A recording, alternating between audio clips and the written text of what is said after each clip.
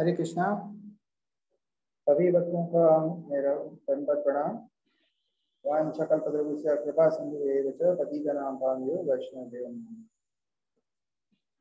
तो आज का सत्र भाग 2 है, जो हमने पिछली बार चर्चा करी थी कि षट गोस्वामियों के माध्यम से कैसे चैतन्य महाप्रभु ने अपनी शिक्षाएं दी थी। तो सत्र में चर्चा करने से पूर्व जो है हम भगवान का आह्वान करते हैं और उसके बाद मंगलाचरण के बाद चर्चा आरंभ करेंगे।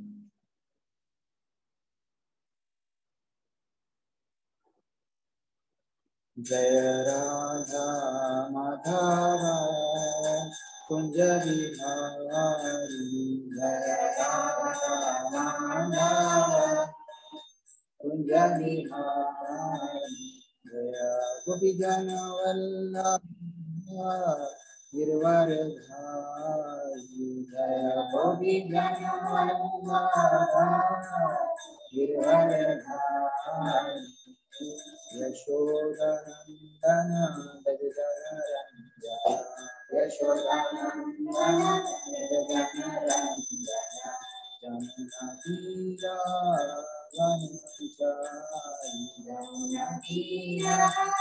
वनचारी, जय राधा माधव कुंज बिहारी, जय राधा माधव कुंज बिहारी।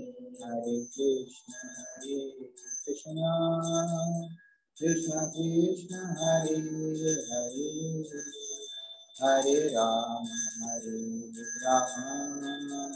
राम राम हरे हरे, हरे कृष्ण कृष्ण कृष्ण हरे हरे, हरे हरे राम राम राम हरे हरे,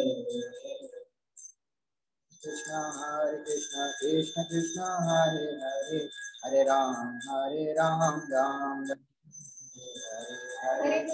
हरे कृष्ण कृष्ण कृष्ण हरे हरे, हरे राम राम राम हरे हरे, हरे कृष्ण कृष्ण कृष्ण हरे हरे, हरे राम राम राम हरे हरे, हरे कृष्ण कृष्ण कृष्ण हरे हरे, हरे राम राम हरे हरे। जय जय प्रभुपाद प्रभुपाद प्रभुपाद, जय जय जय जय प्रभुपाद प्रभुपाद प्रभुपाद, जय जय जय गुरुदेव गुरुदेव, जय जय गुरुदेव, जय जय गुरुदेव गुरुदेव गुरुदेव, जय जय गुरुदेव। हरि बोल हरि बोल, नित्य गौर हरि बोल, नित्य हरि बोल हरि बोल, नित्य गौर हरि बोल, बोल हरि हरि बोल।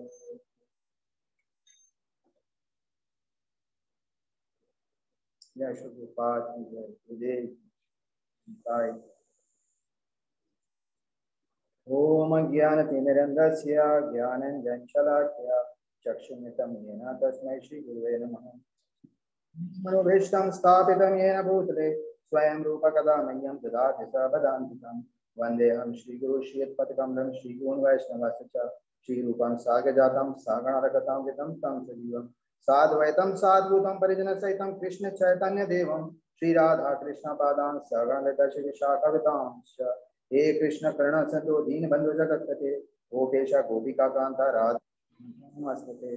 तप्त कांचन गौरंगी राधे वृंदावनेश्वरी विश्वांसुत देवी प्रणमामि हरिप्रिये। कृष्णपदरूपस्य कृपा सिन्धुदेव च पतितानां पावनेभ्यो वैष्णवेभ्यो नमो नमः। जय श्री कृष्ण चैतन्य प्रभु नित्यानंद श्री अद्वैत गौर भक्तवृंद। हरे कृष्ण कृष्ण कृष्ण हरे हरे, हरे राम राम राम हरे हरे। हरे कृष्ण कृष्ण कृष्ण हरे हरे, हरे राम राम राम हरे हरे, हरे कृष्ण कृष्ण कृष्ण हरे हरे, हरे राम राम राम हरे हरे। जय श्री प्रभुपाद की जय, गुरुदेव की जय, वंदना की।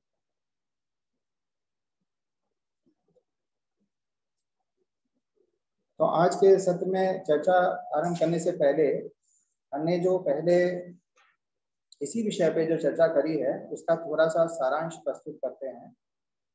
उसका सारांश ये है कि हमने इस बात की चर्चा करी कि षट गोस्वामियों का हमारी परंपरा में क्या महत्व है और षट गोस्वामी कौन थे और कैसे वो भगवान के संपर्क में आए, कैसे उन्होंने भगवान की शरण ली और फिर उन्होंने क्या योगदान दिया और चैतन्य महाप्रभु ने उनको क्या शिक्षा दी।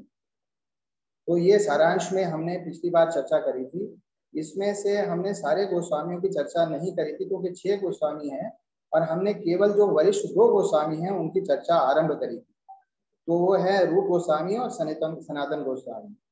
और हमने ये चर्चा करी थी कि कैसे रूप और सनातन गोस्वामी जो है यवनों के भाव में आकर, और क्योंकि उनके द्वारा जो यवनों के राजा थे उनके द्वारा बलपूर्वक उनको लगाया गया था और इस तरीके से वह साकार मलिक और दबीर खास के नाम से विख्यात हो गए थे। और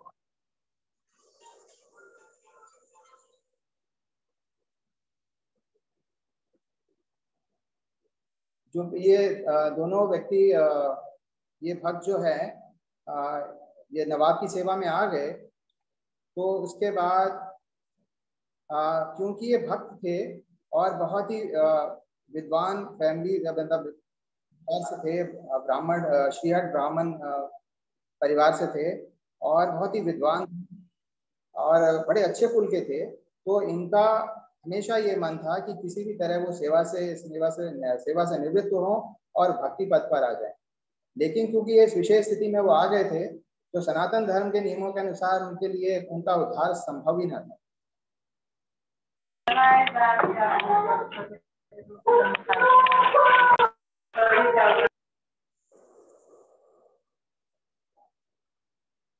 क्योंकि उनका उद्धार संभव नहीं था तो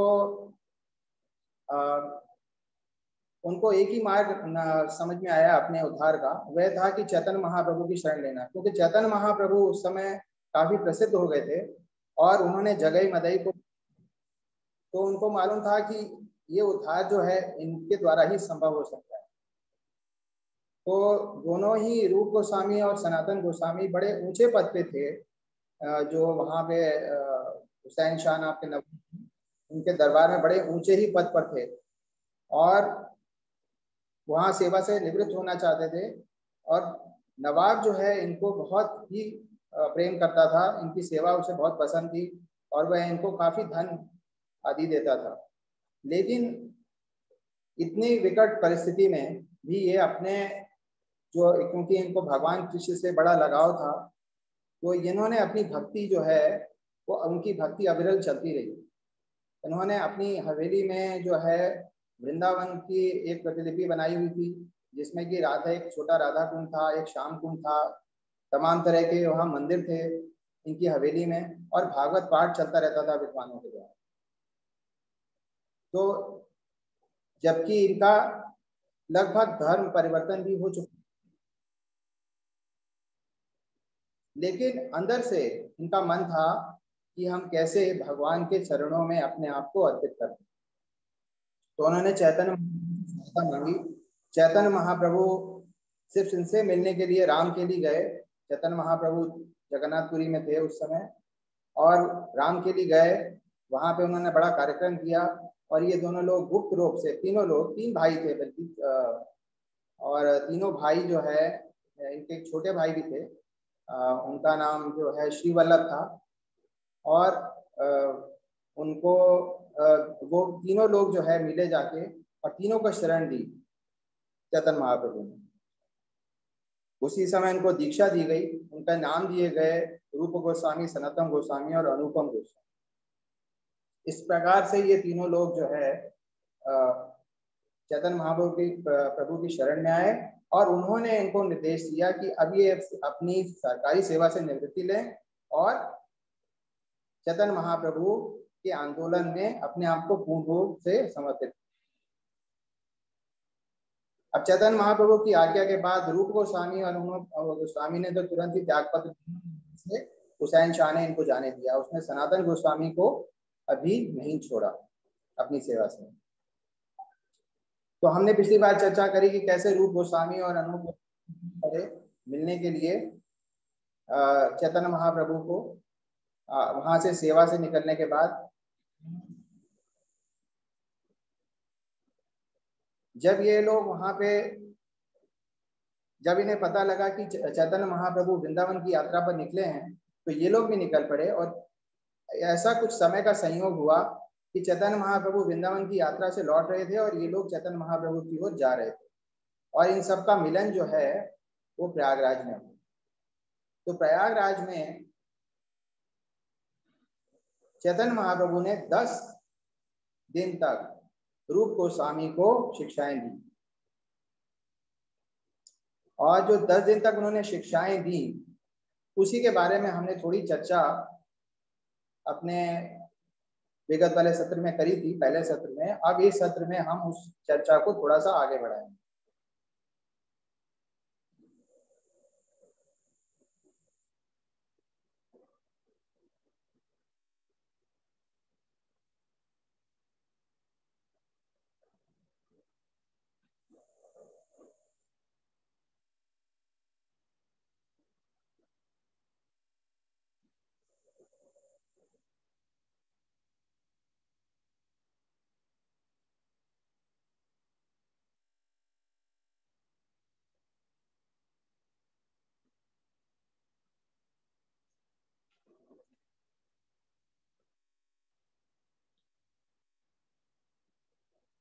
तो चैतन्य महाप्रभु ने इनको शिक्षाएं दी कि कैसे जीव का स्वरूप क्या होता है, आत्मा का स्वरूप क्या होता है, आत्मा का आकार कैसे होता है, बड़ी छोटी सी होती है आत्मा, और कैसे ये सारा ब्रह्मांड जो है, भौतिक ब्रह्मांड जीवों से भरा पड़ा हुआ है।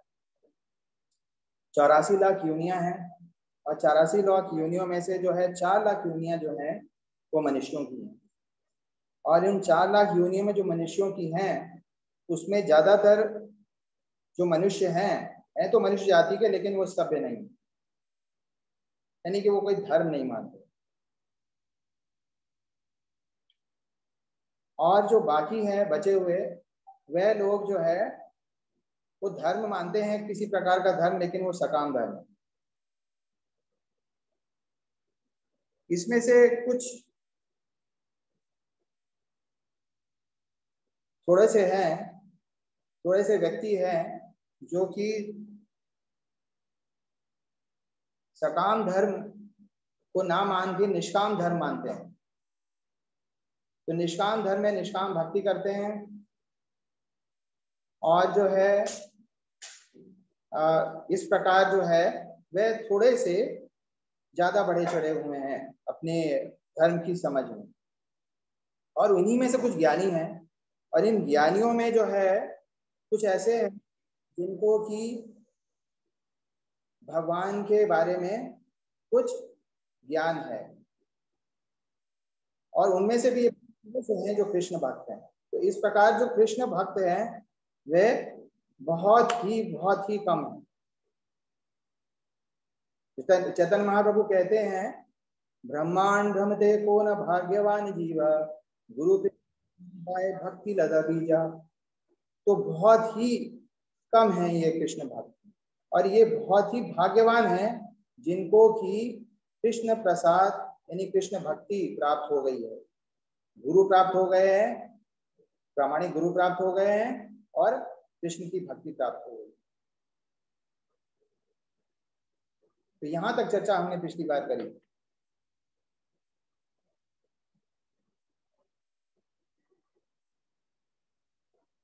अब थोड़ा सा चर्चा का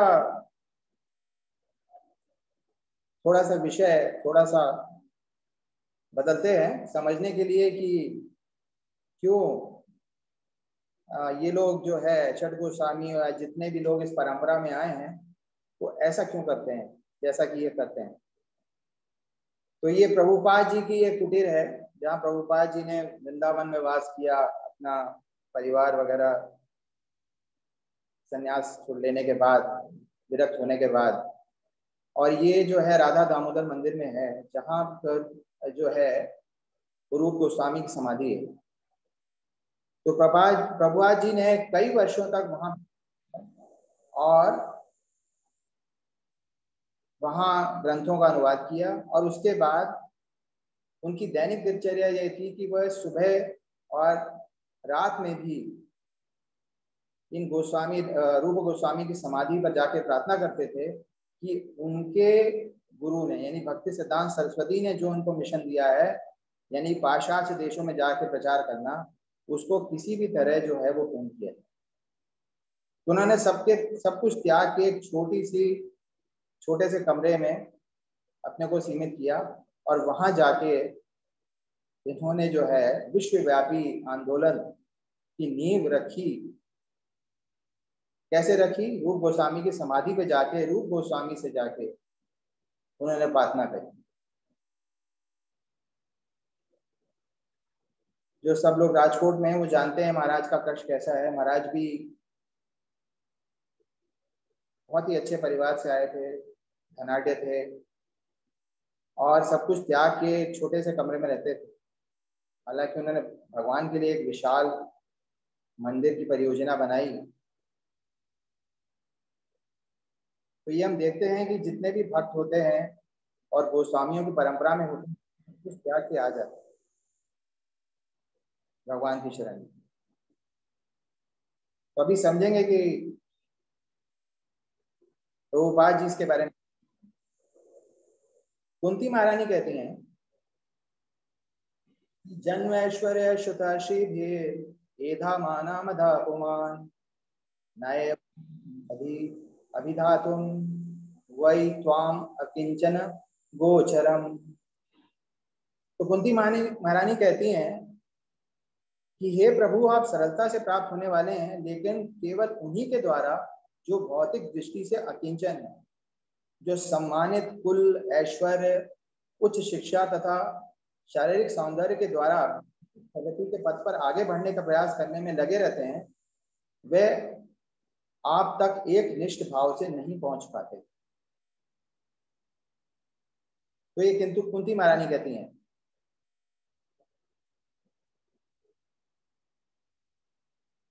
और कुंती महारानी आगे कहती हैं, नमो अगिंचन वित्ताय निवृत्ताय गुणवृत्तये आत्मा रामाय शांताय कैवल्यपते नमः।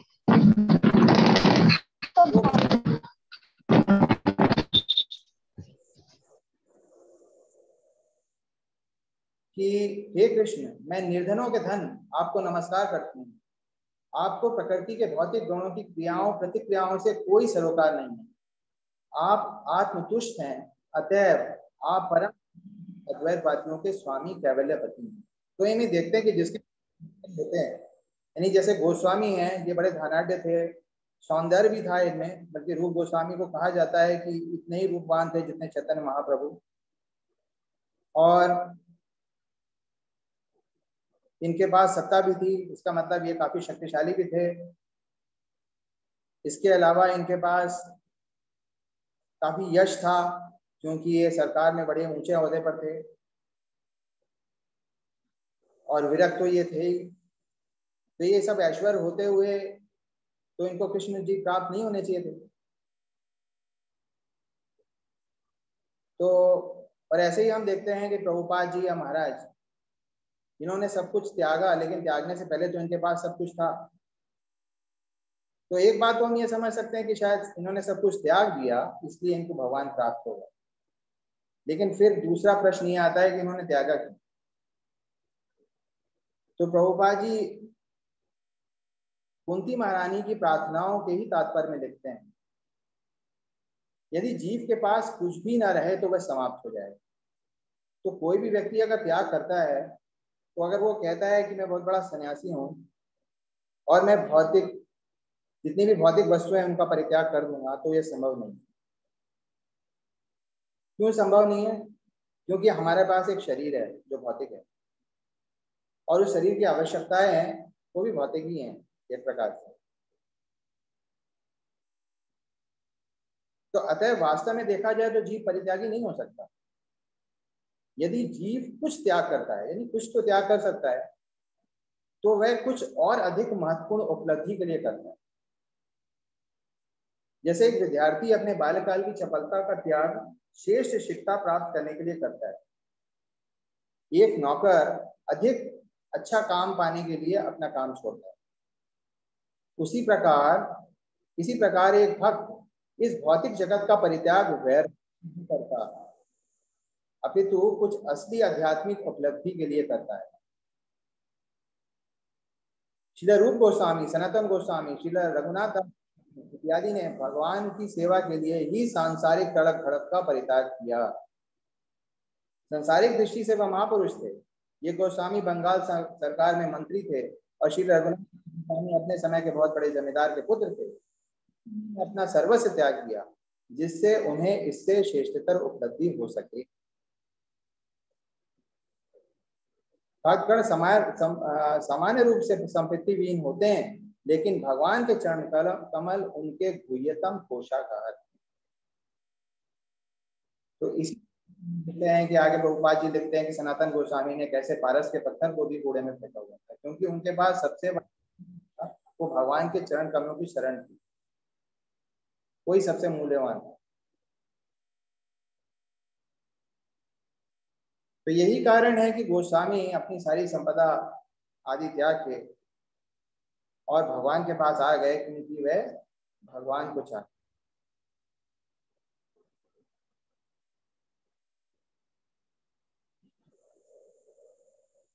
तो चैतन्य महाप्रभु बताते हैं आगे, अगर हम इनकी शिक्षाओं का फिर से अध्ययन करेंगे, आगे क्या कहा कि ब्रह्मांड में एक बड़ा ही कोई विरला चीज होता है जिसको कि जो है वो भक्ति लता का बीज प्राप्त होता है। अब भक्ति लता का बीज तो प्राप्त हो गया, आगे उसे क्या करना? तो चैतन्य महाप्रभु बताएंगे। तो चैतन्य महाप्रभु बोलते हैं कि भक्ति लता का बीज क्या है। महाराज कहते थे हमारे मैनकाइंड में आइडिया इज अ सीड।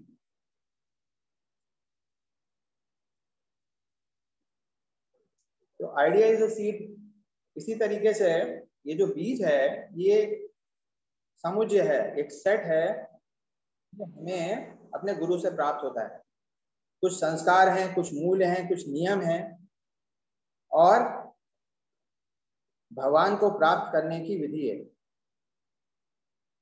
तो ये है वो बीज, और ये बीज हमारे हृदय में हमको गुरुजी दे देते हैं। अब भक्त को करना क्या है उस बीज का?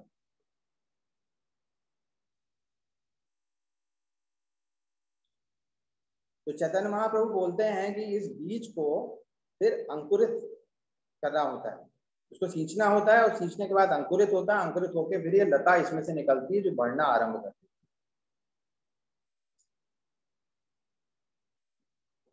और जो ये लता निकलती है वह ऐसी होती है कि ये पूरा भौतिक जो संसार है, यानी कि जो भौतिक संसार में जितनी भी चीजें आकर्षक हैं, ये उपमा है दी जा रही है। तो ये भौतिक संसार में अलंकार की भाषा है। तो भौतिक संसार में जितनी भी वस्तुएं हैं उससे व्यक्ति का वो विलग हो जाता है और उसका आकर्षण बढ़ जाता है भगवान की ओर। तो ये लता जो है भौतिक जगत को पार कर जाती है और विरजा नदी को पार कर जाती है। प्रभुपाद जी बताते हैं कि विरजा नदी का मतलब विरजा क्यों कहा गया है उसे। विरजा का मतलब वी से विगत और रजा से रज। तो विगत में रजा में का मायने है कि जो उसे आकर्षण है भौतिकता वाली, और विगत मतलब जो उसे भूतकाल में थे वो विगत हो गए, अब उसका आकर्षण भगवान की ओर है भक्त का। ये जो लता है ये ब्रह्मलोक को पार करती है और ब्रह्मलोक को भेद कर गोलोक वृंदावन पहुंच जाती है, यानी कि भगवान के चरण कमलों में पहुंच जाता है भक्त का आकर्षण।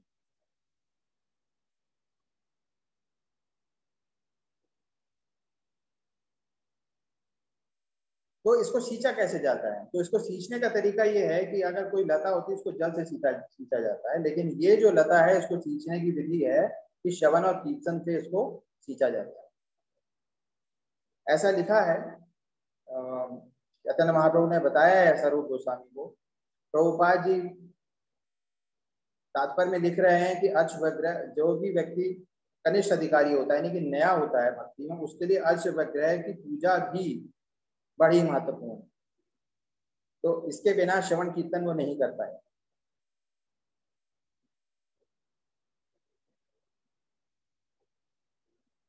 हृदय में स्थित होने के से तथा श्रवण कीर्तन द्वारा सींचे जाने से भक्ति लता अधिकाधिक बढ़ती जाती है।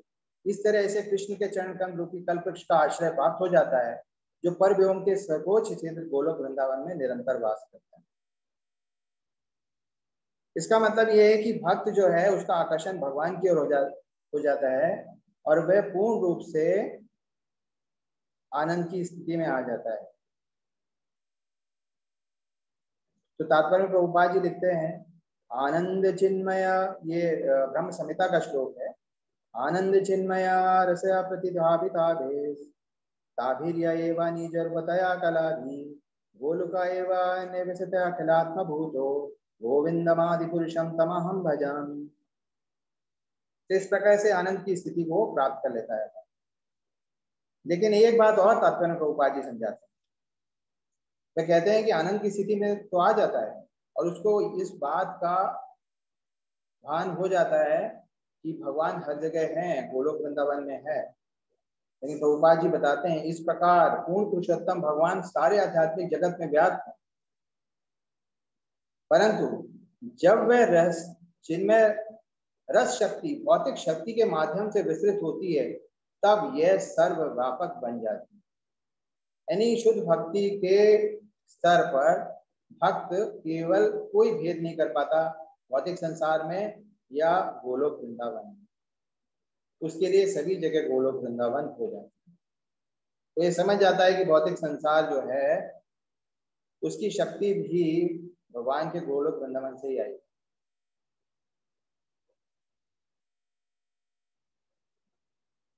अब ये भक्ति लता जो है यानी भगवान, ये भक्त का जो आकर्षण है वो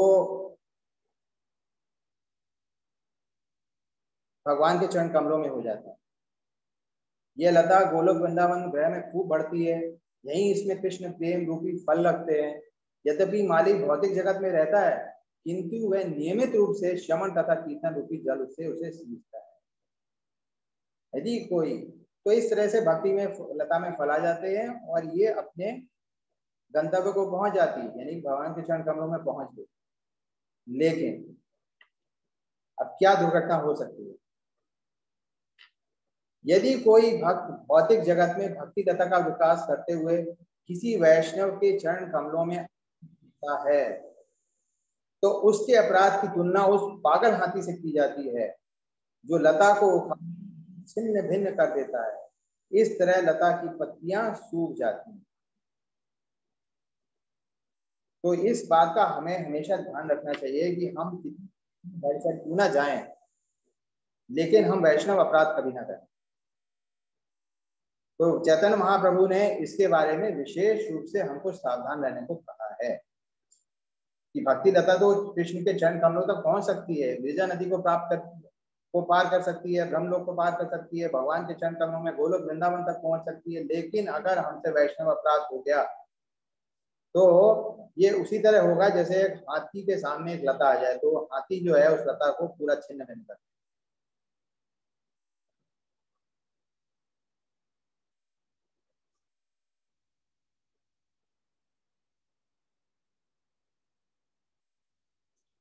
तो ये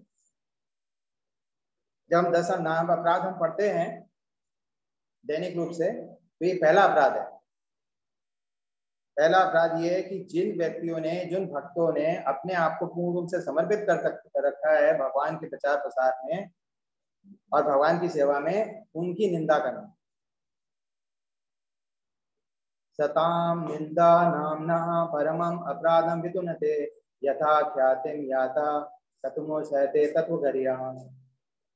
ये श्लोक है जिसका पहला अपराध है हिंदी में कि भागवतों की निंदा करना। तो निंदा से तो हमें हर हाल चाहिए। अगर हमें पता नहीं होता कई बार कि कोई वैष्णव कितना बड़ा चढ़ा है भक्ति में, तो हम किसी की निंदा ना करें, ये ज्यादा अच्छा है। और वैसे भी चैतन्य महाप्रभु शिष्टाष्टकम में कहते हैं तृणाद अपि सुनीचे, तो जो तृण से नीचे है वो कैसे निंदा करेगा, किसी की भी कैसे करेगा, भागवत की तो, माँ भागवत की तो कैसे कर सकता है। तो इस तरीके से हम पूर्ण रूप से सुरक्षित रहेंगे। अगर हमें अपनी भक्ति को बढ़ाना चढ़ाना है तो निंदा से बचें, चैतन्य महाप्रभु कहते हैं, और महाभागवतों की निंदा से बचें, क्योंकि ये तो ऐसे ही है जैसे हाथी आके हमारी लता को खत्म कर। दूसरी बात यह है कि प्रभुपाद जी बताते हैं कि आचार्य परंपरा का जो है दृढ़ता से पालन किए बिना कोई आचार्य नहीं बन सकता, और भक्तों की संगति करें, भक्तों की शरण लें। हरि नाम संकीर्तन में हम लोग गाते ही हैं कि तादेरे चरण से भी भक्त से निवास, जन्म जन्म होए यही अभिलाष, एछाए गोसाई हर मोहि तारवासा दासा। यानी कि हम महाभागवतों के दासों के दास बनने की अभिलाषा रखें और किसी भी तरह निंदा ना करें। दूसरी बात, चैतन्य महाप्रभु बताते हैं कि कैसे अपनी भक्ति को सुरक्षित रखा जाए। उसके चारों ओर एक बाड़ बनाई जाए। तो जब कोई लता होती है कोमल सी, तो उसके चारों ओर हम बाड़ बनाते हैं ताकि उसमें हाथी ना घुसे या कोई जानवर ना घुसे। तो ये बाढ़ क्या है? ये बाढ़ है शुद्ध भक्तों की संगति। तो शुद्ध भक्तों का जब हम साथ करेंगे तो ये एक तरह की बाढ़ है जो हमारी रक्षा करेगी उस हाथी से जो हमारी लता को छिन्न भिन्न कर सकता है। फिर चैतन्य महाप्रभु बताते हैं और क्या क्या जो है विघ्न आ सकते हैं। वो कहते हैं कि कभी कभी लता के साथ भौतिक भोग की इच्छाओं तथा भौतिक जगत से मुक्ति की लालसा की अवांछित लताएं भी बढ़ने लगती हैं। ऐसी अवांछित लताओं की किस्में असंख्य। तो चैतन्य महाप्रभु बताते हैं, और प्रभुपाद जी ने इसके तात्पर्य में लिखा है कि लताएं जो हैं इस प्रकार से बहुत सी हैं। एक लता तो भक्ति लता है, लेकिन दूसरी लता क्या है कि कोई व्यक्ति बड़ा ज्ञान के प्रति बहुत आकर्षित है तो वो कहता है कि मैं ज्ञान लता बनाऊंगा। कोई व्यक्ति कहता है कि मुझे तो कर्म करना, उग्र कर्म करता है, वो तो उसकी कर्म की लता है। कोई व्यक्ति बहुत अन्य तरह की अभिलाषा रखता है तो वो वैसी लता उसकी है। तो कुछ लताओं के उदाहरण यहाँ दिए गए हैं। निषिद्धाचार, कुटिनाटी, जीव हिंसन, लाभ पूजा, प्रतिष्ठा आदि यतः उपशाखा गण, इस तरह की अन्य लताएं हैं जो कि हमारी भक्ति लता के चारों ओर उगने के बाद हम जो भी सींच रहे हैं अपने अच विग्रह के पूजन से, अपने श्रवण कीर्तन से, वो ये लताएं जो हैं सारा पोषण ले रही हैं और ये भी उग रही हैं, और इस प्रकार से हमारी भक्ति लता नहीं होगी।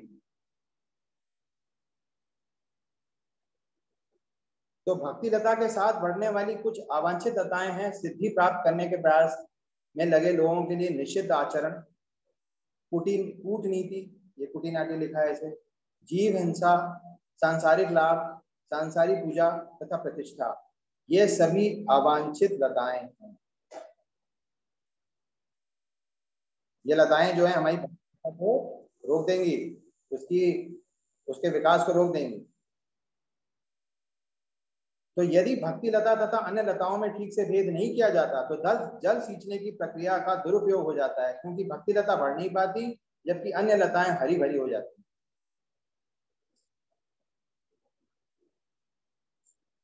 तो ऐसा क्यों होता है? एक कारण ये भी है कि अपराध की जो प्रवृत्ति होती है हमारी, एक तो हमने पहला अपराध ये है कि हमने वैष्णव की निंदा करी, महाभागवत की निंदा करी, और भी अपराध बताए। वैसे तो 64 अपराध हैं, लेकिन 10 मुख्य हैं जिसका हम रोज उन 10 अपराधों को हम लोग पढ़ते हैं। यदि अपराध करते हुए कोई हरे कृष्ण मंत्र का जप करता है तो ये अवांछित लताएं बढ़ जाएंगी। किसी को हरे कृष्ण मंत्र का दुरुपयोग किसी भौतिक लाभ के लिए नहीं करना चाहिए। श्रील भक्ति सिद्धांत सरस्वती ठाकुर ने अवंचित लताओं का वर्णन किया है। वह कहते हैं अपराधों के परित्याग का प्रयास किए बिना श्रवण कीर्तन करता है तो वह इंद्रिय तृप्ति में आसक्त हो जाता है। मान लीजिए हम प्रयास नहीं करते, अपनी बुरी जो हमारे व्यसन है जो आते हैं और हम करते रहते हैं, तो क्या मतलब हरे कृष्ण महामंत्र का जप करते रहते हैं, कीर्तन करते रहते हैं, तो होगा क्या कि धीमे धीमे हमें इंद्रिय तृप्ति में आसक्ति होने लगेगी। हमें बाहर का भौतिक संसार बड़ा अच्छा लगने लगेगा, मतलब भगवान हमें भटकाना आरंभ कर देंगे, क्योंकि वो देख रहे हैं कि भक्त अपराध भी कर रहा है और इसकी शक्ति भी बढ़ रही है, तो अब इसकी शक्ति का हास कैसे होगा, कुछ गलत जगह ही होगा। वह मायावादियों की तरह भौतिक बंधन से मुक्त भी होना चाहेगा अथवा योग सिद्धि के प्रति आकृष्ट होकर आश्चर्यजनक योग शक्तियां प्राप्त करना चाहेगा। यदि वह अद्भुत भौतिक कार्यों से आसक्त होता है तो वह सिद्धि लोभी कहलाता है। उसे कूटनीति अथवा दुराचार के कारण कष्ट भोगना पड़ सकता है या फिर वह स्त्रियों के साथ अवैध संबंध बना सकता है। अन्य लोग भक्ति का दिखावा कर सकते हैं जैसा कि प्राकृतिक सेजिया करते हैं, अथवा वह किसी जाति या वंश के साथ जुड़कर आध्यात्मिक क्षेत्र में अपने वर्चस्व का दावा करके अपने विचारों को बढ़ावा देने का प्रयास कर सकता है। इस तरह कुल रीति के बल पर वह छद्म गुरु बन सकता है। कोई कह सकता है कि मैं तो अपने कुल से ही बड़ा चढ़ा हूँ, मैं तो वैष्णव हूँ, मैं ब्राह्मण हूँ, और इस तरीके से हालांकि उसकी कोई भक्ति बड़ी नहीं है, लेकिन वो फिर सिर्फ अपना यश बढ़ा रहा है क्योंकि उसके अंदर एक उपशाखा उत्पन्न हो गई है। वो क्या है? उपशाखा है कुटीनाटी या निषिद्धाचार की। और इसी तरह वो चार पाप कर्मों में भी लिप्त हो जाएगा धीमे धीमे, और वैष्णव को किसी संसारी जाति पाति का मानने लग सकता है। दूसरे शब्दों में वैष्णवों को जन्म के आधार पर ब्राह्मण वैष्णव, शूद्र वैष्णव, मलेच्छ वैष्णव इत्यादि समझने लगेगा। वो कहेगा कि ये जो गोरे लोग हैं, ये प्रभुपाद जी लिख रहे हैं, यूरोपीय वैष्णव अलग होते हैं, भारतीय वैष्णव अलग होते हैं। वह व्यवसाय के तौर पर हरे कृष्ण मंत्र का कीर्तन या श्रीमद् भागवत का प्रवचन करने का प्रयास कर सकता है। ये भी हम देखते हैं, कोई व्यक्ति प्रवचन अच्छा करता है तो उसको बड़ा यश अच्छा लगने लगता है, क्योंकि उसमें एक उपशाखा उत्पन्न हो गई है कि मुझे कैसे अपनी प्रतिष्ठा बढ़ानी।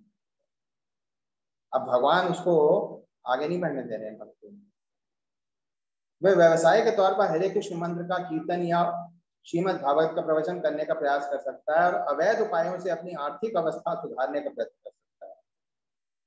वह स्वयं भौतिक सम्मान पाने के लिए किसी एकांत स्थान में जप करके सस्ता वैष्णव बनने या भक्तों के साथ अपने दर्शन या आध्यात्मिक जीवन संबंधी समझौता करके भौतिक यश कमाने का इच्छुक या वंशानुक्रम में चली आ रही जाति प्रथा का समर्थक बन सकता है। ये सब निजी इंद्रिय तृप्ति की कमियां हैं। तो हम देखते हैं कि कोई भी प्रयास, कुंती महारानी कहती है कि कोई भी व्यक्ति अगर ये प्रयास करे कि वो अपना ऐश्वर्य किसी तरह से बढ़ाना चाह रहा है तो फिर भगवान उसे प्राप्त नहीं होते। चैतन्य महाप्रभु भी यही बात कर रहे हैं। चैतन्य महाप्रभु उसे दूसरी तरह से बता रहे हैं, उपशाखाओं के रूप में, लता की उपशाखाओं के रूप में कुंती महारानी ने दूसरे तरह से बताया, लेकिन संदेश एक ही है। तो अगर व्यक्ति के अंदर ये अपराध भावना चलती रही, गलत आचार करता रहा, तो अबोध लोगों को धोखा देने मात्र के लिए वह उच्च आध्यात्मिक जीवन का स्वांग करता है और साधु महात्मा या धार्मिक व्यक्ति माना जाने लगता है। इसका अर्थ यही होता है कि तथाकथित भक्त इन सारी अवांछितताओं का शिकार हो जाता है और भक्ति लता के बीज का विकास रुक जाता है।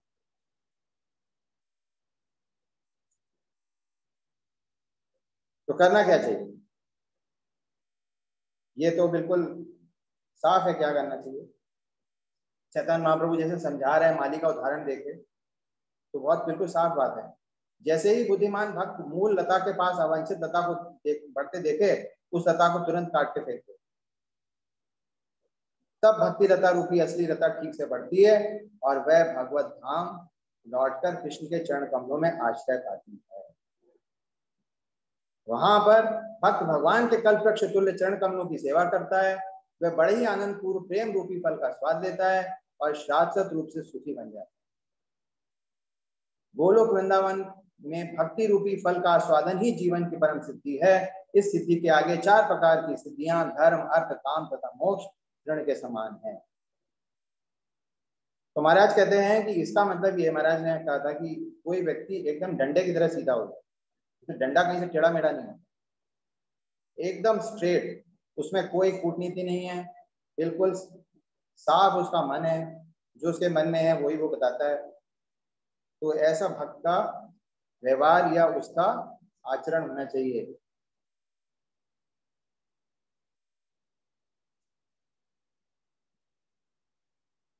और कृष्ण प्रेम ना होने के क्या लक्षण है? अभी कृष्ण से प्रेम नहीं हुआ, मान लीजिए हम भक्ति कर रहे हैं, लेकिन उसका लक्षण क्या है? एक लक्षण और बताया है चैतन्य महाप्रभु, रिद्धा सिद्धि प्रजा विजयता सत्या धर्मा समाधिरा ब्रह्मानंदो गुरुरपि चमत्कार्यते वा तावतः यावत् प्रेमणा मधुरिपो वशीकारा सिद्धौषधीना गंधोऽप्यन्तः करणाचरणी पांथताम न प्रयति।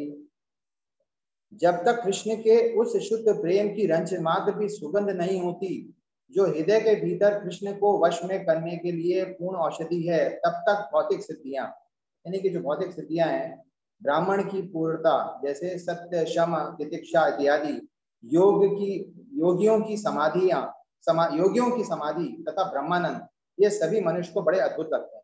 उन्हें बड़ा आकर्षण लगता है कैसे योगी लोग सिद्धि होती है उनके पास, कैसे ब्राह्मण ब्राह्मण लोग जो है वो सत्य क्षमा तितिक्षा इत्यादि ये कर लेते हैं, क्योंकि अभी उसमें कृष्ण के प्रेम के अभी लक्षण उत्पन्न नहीं हुए उस व्यक्ति में। तो जो भी संसार में भगवान की जो सतोगुण से संचारित जितनी भी क्रियाएं हैं, वह उसे बड़ी ही अद्भुत लगती है। और सतोगुण से ये सब कुछ संभव है, भौतिक सिद्धि को प्राप्त करना, तमाम तरह के सात्विक गुणों को का होना, तो ये सब कुछ संभव है। लेकिन जब कृष्ण प्रेम पैदा हो जाता है, जब कृष्ण किसी में उत्पन्न हो जाता है, तो उसके अंदर ये सारे गुण स्वतः ही आने लगते हैं, तो उसके लिए ये कोई चीज बड़ी अद्भुत नहीं रह जाती।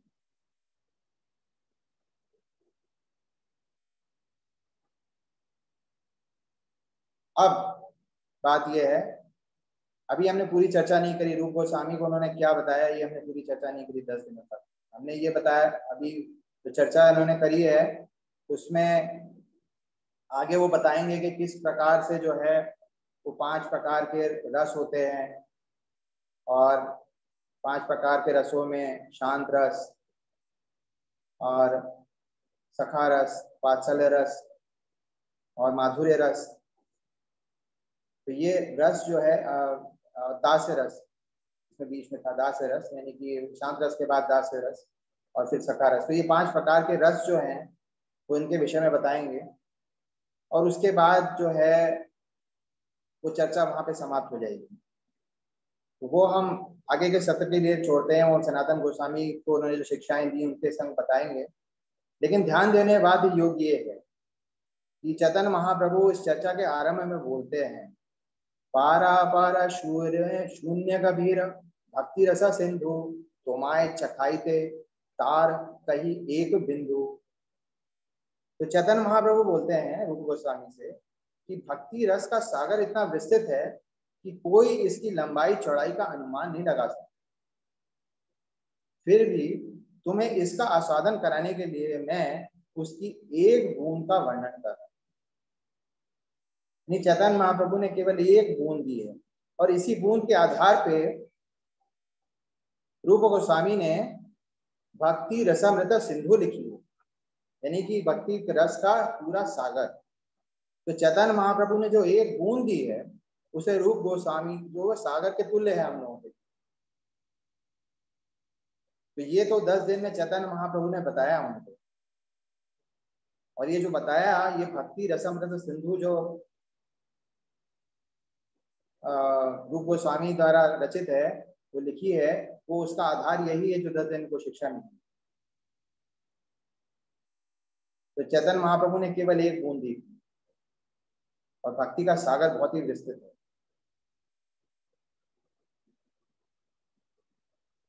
अब ये जो प्रेम का जो विकास है ये कैसे बढ़ता है, उसके संबंध में चैतन्य महाप्रभु ने कुछ समझाया है कि प्रेम के क्रमिक विकास की तुलना चीनी के विभिन्न अवस्थाओं से की जाती है। जैसे पहले गन्ने का बीज होता है, फिर गन्ना, तब गन्ने का रस होता है, जब गन्ने के रस को उबाला जाता है तो वही शीरा बन जाता है, शीरे से फिर गुड़ बनता है, गुड़ से फिर चीनी, और चीनी से फिर मिश्री। और फिर उसके बाद कठोर मिश्री तथा चूसने की मिश्री प्रदान करते। तो इसी प्रकार से तो प्रेम होता है वो गाढ़ा होता जाता है भगवान के प्रति। तो ये प्रक्रिया है समझाने के लिए। किसी भौतिक विधि को अगर हम देख रहे हैं तो इस तरह से समझाया गया है कि कैसे प्रेम, भगवान के प्रति प्रेम का विकास कैसे होता है। और महाराज ने बताया था कि गोस्वामियों में क्या गुण थे। ये बहुत बहुत चर्चा में भी आ चुका है। वैष्णव सेवा ने पिछली बार की चर्चा में बहुत अच्छी बात बताई थी कि ये धीर अधीर सभी को प्रभावित करते हैं की शक्ति रखते थे गोस्वामी। ये जब हम छठ गोस्वामी अष्टक गाते हैं तो ये पहला स्टांजा है, धीरा धीर जन प्रिय प्रिय करो निर्मत सरो पूजित हो। यानी कि कोई भी व्यक्ति सज्जन हो, दुर्जन हो, धीर हो, पेशेंट हो, इम्पेशेंट हो, किसी को भी ये प्रभावित करने की शक्ति रखते। तो ये शुद्ध भक्तों के लक्षण है। महाराज भी हर तरह के व्यक्ति को प्रभावित कर देते। तो जब हमारी भक्ति का इतना विकास नहीं होता तो हम हर एक को प्रभावित नहीं कर सकते। शक्ति भक्ति का विकास का मतलब है कि हम हर प्रकार के व्यक्ति को, ना सिर्फ जो हमारे जो भक्त हैं हमारे चारों ओर, बल्कि जो भक्ति के बाहर हैं उनको भी प्रभावित करने की शक्ति विकसित हो जाएगी। अब ये श्री रूप गोस्वामी द्वारा रचित भजन है और इसमें उन्होंने अपने राधा रानी के प्रभु के प्रति उनका जो भाव है उन्होंने इसको प्रदर्शित किया है यहाँ पर। और राधा रानी के वो बड़े पूजा करते थे। राधा रानी के कई बार उनको दर्शन हुए। ऐसा कहा जाता है कि राधा रानी जो है उन्होंने आके जो है एक बार इनकी सेवा ही कर दी थी। एक बार इनको कुछ ऐसा भाव हुआ कि सनातन गोस्वामी के लिए खीर बनाए। दोनों कुछ विषय पे चर्चा कर रहे थे और एक छोटी सी बालिका आई जो बहुत ही सुंदर थी। उसने जो है, और इनको भाव आया कि सनातन गोस्वामी और ये चर्चा कर रहे थे, दोपहर हो चुकी थी। इनको भाव आया कि मुझे कुछ अपने भ्राता को खिलाना चाहिए, तो शायद खीर खिलानी चाहिए। तभी देखा कि एक छोटी सी बालिका आई, व्रज थी, व्रजांगना, और व्रजांगना ने उनको जो है एक सारा खीर की सामग्री दी और बोला कि बाबा अब ये ले लीजिए और खीर बना लीजिए। लेकिन ये लोग चर्चा में इतने ज्यादा लिप्त थे, इनको कुछ ध्यान नहीं दिया मैंने। तो व्रजांगना ने कहा कि मैं ही खीर बना देती हूँ, और खीर उसने बनाई और जाके भगवान का भोग लगाया और खिला दी। जब सनातन गोस्वामी ने खीर फैलाई तो वो अपनी दिव्य दृष्टि से उनको समझ में आ गया कि ये खीर राधा रानी ने बनाई। तो उन्होंने सनातन गोस्वामी से पूछा कि ये तुम्हें क्या भाव आया था, क्या सोचा था तुमने? तो उन्होंने कहा मैंने सोचा था आपकी सेवा कैसे की जाए, खीर कैसे बनाई जाए, लेकिन हम चर्चा में थे तो हमें कुछ ध्यान नहीं रहा। उन्होंने कहा कि तो राधा रानी स्वयं आएंगी तुम्हारी सेवा करने, ये बहुत बड़ा अपराध हो। तो इस तरह से हम देखते हैं कि रूप गोस्वामी को कई बार राधा रानी के दर्शन हुए। और ये जो भजन है इसको हमारे गुरु भाई ने बड़े सुंदर तरीके से गाया है, और इसको अगली बार हम सुनेंगे कैसे ये भजन है। क्योंकि इस भजन में राधा रानी का यश गाया गया है कि कैसे वो जो है कृष्ण को अपनी ओर आकर्षित करती हैं, कैसे विशाखा जो है उनकी संगिनी है। और रूप गोस्वामी को क्योंकि रूप मंजरी भी कहा जाता है, यानी कि वो राधा रानी की सेवा में हमेशा रहती है। तो रूप गोस्वामी जो है अपने अंतर मन से वो रूप मंजरी हैं, और बाह्य रूप से वो जो है रूप गोस्वामी। तो इस तरीके से उनकी स्थिति है आध्यात्मिक जगत में और हमारी परंपरा।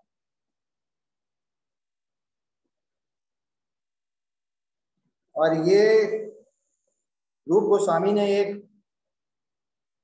एक और भेंट करी चैतन्य महाप्रभु से, और वो उन्होंने जाके जगन्नाथपुरी में करी है।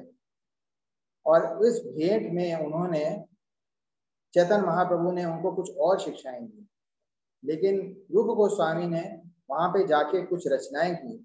और उस रचना में एक बहुत बड़ी रचना है जो कि जिसका ज्ञान हम सबको होना चाहिए। तो उसके विषय में बता के मैं अपनी वाणी को विराम दूंगा। तो उन्होंने ये श्लोक बताया है हरिनाम के महत्व के ऊपर। कुंडे कांड विनीरतिं वितुनते कुंडावली लब्धये कर्णाकोणकडिम्बिनी घटयते कर्णारुबुद्धभेयस्रः चेतः प्राङ्गणसङ्गनी विजयते सर्वेन्द्रियाणां कृतिम् नो जाने जनिता प्रियद्भिरमृते कृष्णे की वर्ण गई।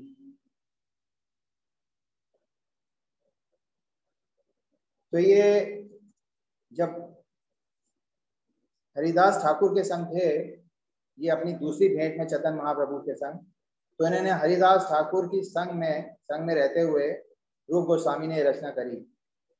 और ये हरे कृष्ण महामंत्र के लिए इन्होंने कहा है कि मैं नहीं जानता कि कृष्ण कृष्ण शब्द के 2 अक्षरों ने कितना अमृत उत्पन्न किया है। जब कृष्ण के पवित्र नाम का उच्चारण किया जाता है तब यह मुख के भीतर नृत्य करता प्रतीत होता है, यानी हमारी जीवा पे नृत्य करता है कृष्ण का नाम। तब हमें अनेकानेक मुखों की इच्छा होने लगती है। जब वही नाम कानों के छिद्रों में प्रविष्ट होता है तब हमारी इच्छा करोड़ों कानों के लिए होने लगती है।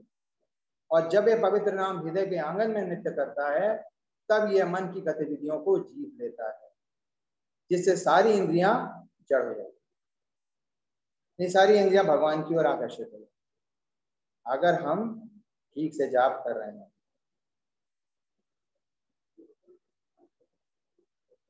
तो ये रूप गोस्वामी द्वारा रचित है और सारे जितने वैष्णव हैं हमारे संप्रदाय के, उनको उसका ज्ञान होना चाहिए इस श्लोक का।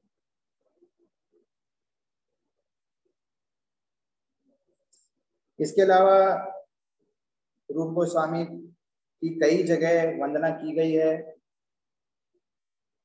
और नरोत्तम दास ठाकुर ने, कृष्णदास कविराज ने, कई जगह संदर्भ मिलता है। हम लोग सुबह अभी हम लोग ने मंगलाचरण किया, मंगलाचरण हम लोग बोल रहे थे, श्री चैतन्य मनोभीष्टम स्थापितम येन भूतले स्वयं रूपः कदा मह्यम ददाति स पदान्तिकम्। श्रील रूप गोस्वामी जिन्होंने इस संसार में श्री चैतन्य महाप्रभु की इच्छा पूर्ण करने वाले आंदोलन की स्थापना की है, वे कब मुझे अपने चरण कमलों का आश्रय प्रदान करेंगे। तभी हम लोग सब रूपानुगा कहलाते हैं, यानी कि रूप गोस्वामी के अनुयायी हैं हम सब। क्योंकि चैतन्य महाप्रभु ने जितने भी उनके मनोभिष्टाम थी, जो भी उनके मन में था, जो हमें चाहते थे वो करवाना, उन्हें रूप गोस्वामी के माध्यम से ही करवाया। और फिर हम गाते हैं जो कृष्णदास कविराज की रचना, वंदे हम श्री गुरु श्री पद्मम श्री गुण वैष्णव श्री रूपम सागर जातम शरणार्गताम वितम तम से। यहाँ भी रूप गोस्वामी, श्री रूप गोस्वामी, उनके बड़े भाई श्री सनातन गोस्वामी सहित रघुनाथ दास, जगन्नाथ भट्ट, गोपाल भट्ट और श्री जी श्री गोस्वामी के चरण कमलों पर मैं सादर प्रणाम करता हूँ। फिर हम हरि नाम संकीर्तन गाते हैं, हरि हराय नमः कृष्णा यादवाय, उसमें भी श्री रूप गोस्वामी आते हैं।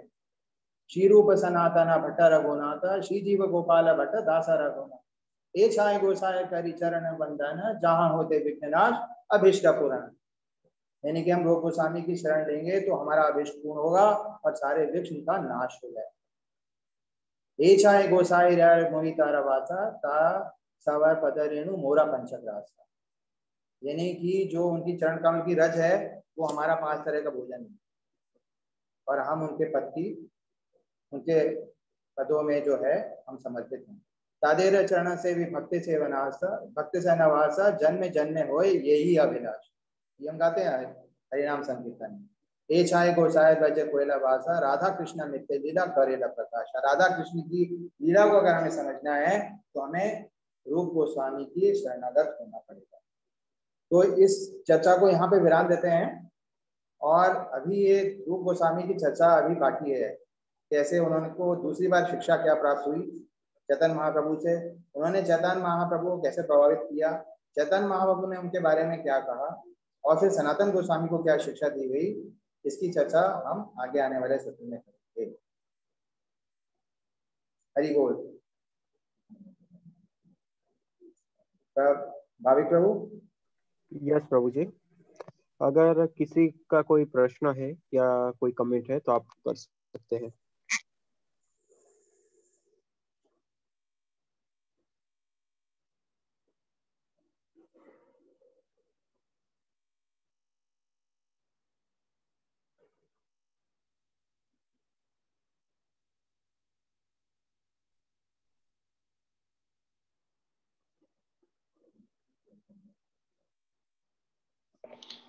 हरे कृष्णा प्रभु जी, दंडवत।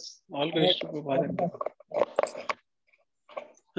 प्रभु जी, आप बता रहे थे कि चैतन्य महाप्रभु जी ने दीक्षा दी रूप और सनातन गोस्वामी को, तो उसके बारे में थोड़ा सा बताएंगे कि कब हुआ था और कैसे हुआ था। तो ये जब रामकेली में ऐसा था कि रूप गोस्वामी और सनातन गोस्वामी जो है वहाँ पे नवाब की सेवा में जो थे वो उनकी वृत्ति थी, नवाब की सेवा करते थे और वहाँ पे प्रधानमंत्री और वित्त मंत्री के रूप में थे। तो वहाँ पर ये जो है इन्होंने पत्र लिखा था गोपनीय रूप से चैतन्य महाप्रभु कि हम आपकी शरणागत होना चाहते हैं। तो चैतन्य महाप्रभु विशेष रूप से उन्होंने कार्यक्रम रखा, हालांकि वो कार्यक्रम तो हरिनाम संकीर्तन का था, लेकिन उन्होंने रामकेली में रखा।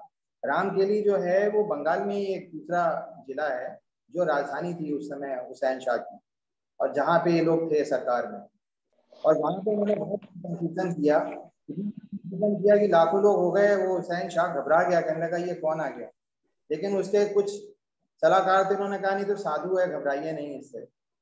तो चैतन्य महाप्रभु वहाँ कैंपिंग कर रहे थे और फिर ये दोनों लोग जो है, ये तीनों लोग, यानी तीन भाई जाके मिले, गुप्त रूप से मिले क्योंकि सरकार की सेवा में थे। तो रात में एकदम आधी रात में जाके मिले हैं जाके चैतन्य महाप्रभु को, और अपने मुंह में तिनका दबा के उन्होंने तुरंत चैतन्य महाप्रभु से जाके प्रार्थना करी कि हम तो बहुत जो है पतित हैं और हमें अपने शरणागत ले लीजिए। तो जब इन्होंने ऐसा कहा है तो चैतन्य महाप्रभु ने इनको सबसे गले से लगाया है और बस बोला है कि जो है मैं आपको अपने शरणागत देता हूँ, आप मेरे बहुत ही अंतरंग अनुयायी हैं और जन्मों जन्मों के अनुयायी।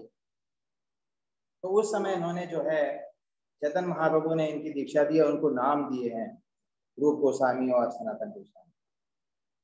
तो इनकी शिक्षा जो है गुप्त रूप से उस रात में हुई है, इनकी दीक्षा। और उस दीक्षा के बाद उन्होंने चैतन्य महाप्रभु ने इनको आदेश दिया कि अब आप जो है अपना भौतिक जीवन त्याग दीजिए, यानी कि इस नवाब की सेवा को जो है आप इसे निवृत्त हो जाइए और पूरे रूप से मेरे शरणागत हो जाइए।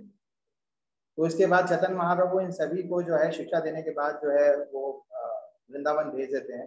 सारे गोस्वामी वृंदावन में ही अपना बेस बनाते हैं, जहाँ से चैतन्य महाप्रभु का हेडक्वार्टर है 2000 किलोमीटर दूर पे जगन्नाथपुरी, और जहाँ से वो बताते रहते हैं कि कैसे निर्देश देते रहते हैं कैसे कैसे भक्ति करनी चाहिए। लगातार वहां से संदेश आते रहते हैं कि क्या क्या हो रहा है, चैतन्य महाप्रभु उनकी जितनी भी प्रगति हो रही है, जो प्रोग्रेस हो रही है उसके बारे में पूछते रहते हैं। तो ये बहुत ही जो है चैतन्य महाप्रभु के बहुत ही अंतरंग अनुयायी थे ये लोग, और ये इनका मतलब चैतन्य महाप्रभु का जो मनोभिष्ट है उसको समझते थे। तो उनकी दीक्षा भी जो है चैतन्य महाप्रभु ने बड़ी विशेष परिस्थितियों में की। जी जी, धन्यवाद धन्यवाद।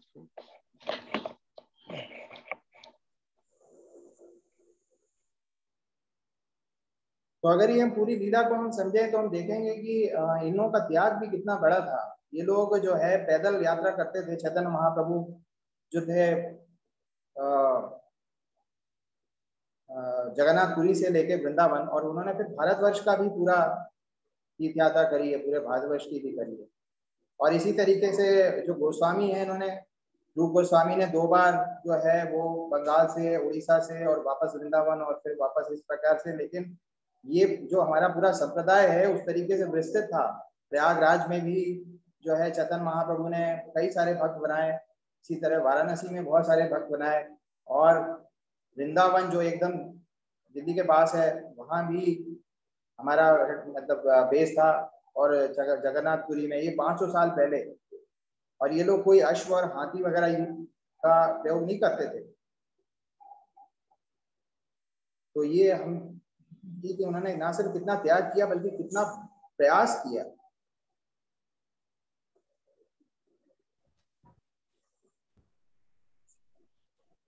हरे कृष्णा प्रभु, दंडवत प्रणाम। हरे कृष्णा, धन्यवाद। प्रभु मैं पूछना चाह रहा था, माया का हेल्दी फियर कैसे होना चाहिए? माया का हेल्दी फियर? यस प्रभु। नहीं, देखिए, माया का हेल्दी फियर तो फियर का मतलब हेल्दी क्या, वो हेल्दी तो नहीं होगा। माया से हमारी जो संबंध है वो हमेशा हमें सावधान रहना चाहिए उससे। और दूसरा बात ये है कि क्योंकि हम युक्त वैराग्य में को हमको ये सिद्धांत बताया गया युक्त वैराग्य का, इसका मतलब ये है कि हम कैसे माया को माया ना मानते हुए हम ये माने कि अपने जो शुद्ध भक्त है या जो अपने वरिष्ठ भक्त है उनसे हम ये सलाह लें कि कैसे हम इस माया का प्रयोग कर सकते हैं, कैसे इसको भक्ति में लगा सकते हैं। अगर वे भक्ति में नहीं लग सकती तो ये तो फिर ना प्रतीयता, मतलब कि जो भी चीज अगर वो ऐसी समझ में आ रही है जो कि है लेकिन भगवान के प्रयोग की नहीं है तो फिर तो वो है ही नहीं। तो इसका मतलब है कि उसको हमें त्याग देना चाहिए। लेकिन अगर उसमें कुछ भी उसका कुछ प्रयोग है भगवान की सेवा में, अगर भक्त समझते हैं तो हमें उसे प्रयोग में लाना चाहिए। तो फियर का मतलब ये है, फियर तो हम हर समय नहीं करते रह सकते, लेकिन हाँ हमें थोड़ा सावधान जरूर रहना चाहिए। और अगर माया का कोई भी वस्तु का कुछ प्रयोग हो सकता है तो हम उसे जरूर अवश्य सेवा में लाएं। Thank you Prabhu.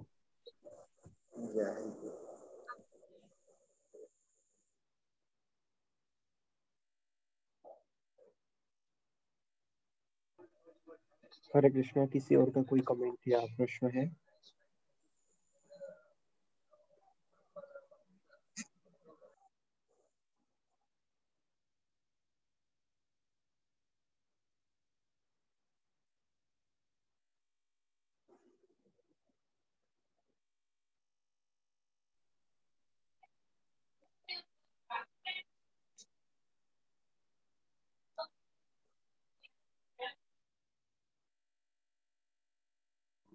Prabhu ji, I think किसी का कोई प्रश्न या कमेंट नहीं है, तो अब हम ये लेक्चर की पूर्णाहुति की तरफ आगे बढ़ते हैं।